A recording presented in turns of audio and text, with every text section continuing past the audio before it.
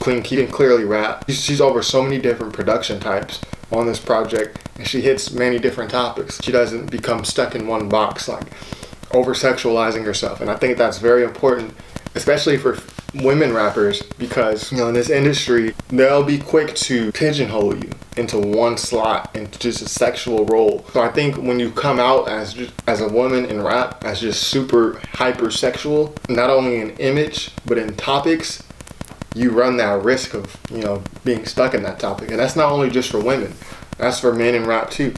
If you just come out as a drug dealing rapper and that's all your image and that's all your content, people are going to become tired of that and you're going to be pigeonholed. I think kind of the same thing happened with 50 Cent.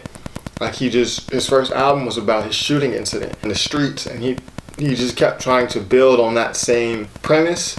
But when he reached out and he did other types of music in different lanes, his fan base didn't.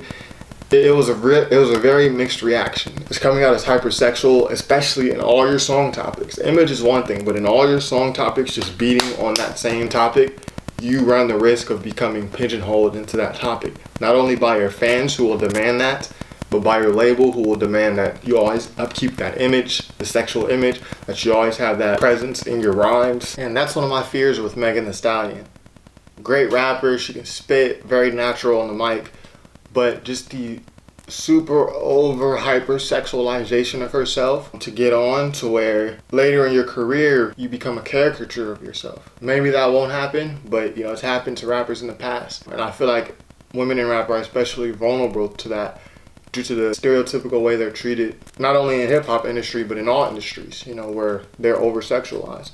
So if you dare walk away or try to change your image, or walk away from that subject matter even a little bit in your songs, and it's not as profitable, again, now we run the risk of becoming caricatures of ourselves. On the hip-hop side of things, on the music side of things, on the business side of things, it can become really nasty, especially if you lose the image that your fans or your label finds sexy or attractive.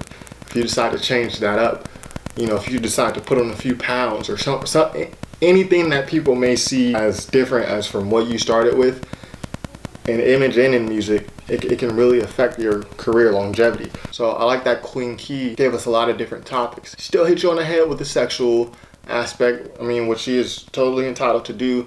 She's a good looking woman, use it to your advantage. But when it came down to the meat of the songs, the content, the thick of the songs, Queen Key gave us a good variety here. She didn't just beat and dwell on the same topic. She kept it fresh and she kept it very interesting. Once you come out as one way, in general, like the public will try to pigeonhole you and say, well, no, you should only be sexy all the time. If you do something other than that, it's like, oh my God, is she losing her mind? So I feel like is that pressure to where you can almost fold and be like, oh, like you feel pigeonholed, but you just gotta express yourself.